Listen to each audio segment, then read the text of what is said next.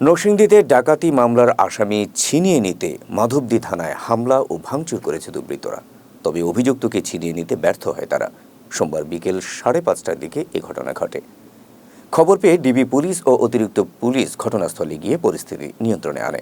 হামলার কথা স্বীকার করে অতিরিক্ত পুলিশ সুপার জানিয়েছেন, হামলায় জড়িত বেশ কয়েকজনকে শনাক্ত করা হয়েছে। জানা গেছে, গেল কয়েকদিন আগে চট্টগ্রাম থেকে একটি তেল বোঝাই ট্রাক ময়মনসিংহ যাচ্ছিল। তেল বোঝাই ট্রাকটি ঢাকা সিলেট মহাসড়কের মাধবদী এলাকা থেকে ছিনতাই হয়। ওই ঘটনায় তেলের মালিক মাধবদী থানায় অভিযোগ করেন।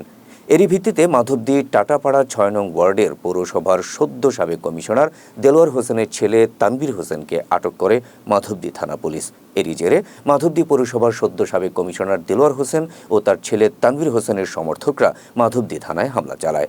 এ সময় থানার জানালার গ্লাস সহ বেশ কিছু স্থানে ভাঙচুর চালায় তারা।